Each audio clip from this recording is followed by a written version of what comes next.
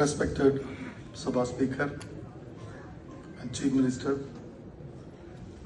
and members of the dais as well as members here. Since the time is very short, I am just going to the two subjects. Otherwise, the speaker will do the bell. So, respecting him, this has been last 10 years we have been receiving from the Kerala government investment point of it to Kerala. And I know there are a lot of investment has been extended here.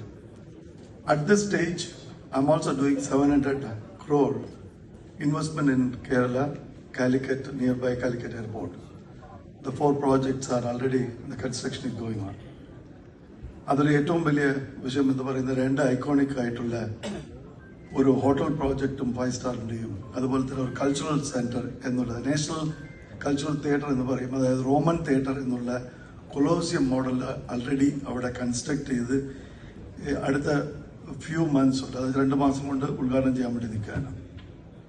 ഈ സമയത്ത് എനിക്കിവിടെ നോർക്കഡിൽ പറയാനുള്ളത്, NRI cooperative society എന്നുള്ള ഒരു society ഉണ്ടാക്കിയാൽ ആ society മുഖാന്തരം ലോകത്തുള്ള കേരളത്തിൽ നിന്നുള്ള ഓരോരുത്തർക്കും ചെറുതായിട്ടും വലുതായിട്ടും അത് എത്ര വലുതാകുമാകാം ചെറുതായി അവർക്കെല്ലാം പാർട്ടിസിപ്പേറ്റ് ചെയ്തുകൊണ്ട് കുറെ പ്രോജക്റ്റുകൾ ഇവിടെ ഇൻവെസ്റ്റ്മെന്റ് ചെയ്യുമ്പോൾ അത് ഒറ്റയ്ക്കോ ഒരു ചെറിയ ടീമിനോ പറ്റാതെ വരുമ്പോൾ നല്ല ഫിസിബിലിറ്റിയും വയബിലിറ്റിയും ഉണ്ട് എന്നുള്ള ഉറപ്പ് വരുത്തുന്നത് നോർക്കഡ് ഒരു റെസ്പോൺസിബിലിറ്റി ആയിട്ട് എടുത്ത് അതിന്റെ അണ്ടറിൽ NRI പ്രോജക്റ്റ് എന്ന് പറയുന്ന രീതിയിലേക്ക് അത് കൊണ്ടുവരികയും അത് ലോകത്തുള്ള കേരളത്തിൽ പോയുള്ള എല്ലാവർക്കും അത് ഉപകാരപ്പെടാനും കേരളത്തിൽ അട്രാക്ഷൻ ഉണ്ടാക്കാനുമുള്ള ഒരു സാഹചര്യമായി മാറുമെന്നുള്ളതാണ് എന്റെ വിശ്വാസം.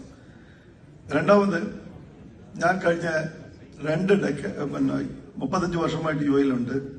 അതിൽ 20 വർഷമായിട്ട് ഇൻഷുറൻസിൽ പ്രവർത്തിക്കുന്നു.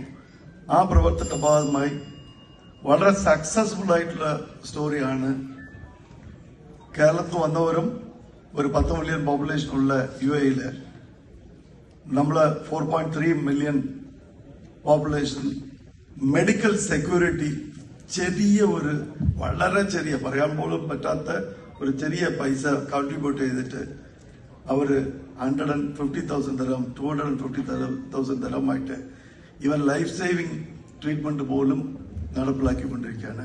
അതുപോലെ ഒരു പദ്ധതി ഈ നല്ല കേരളത്തിന് തീർച്ചയായിട്ടും നോർക്കക്ക് ഞാൻ സബ്മിറ്റ് ചെയ്യാം. ആ സബ്മിഷനിൽ കൂടിയിട്ട് നടപ്പിലാക്കി നടത്തിയ ഒരു വിഷയമായതുകൊണ്ടാണ് ഞാൻ ഇവിടെ പറയുന്നത്. അത് UAE-ലുള്ള എല്ലാവർക്കും നന്നായി മനസ്സിലാവും.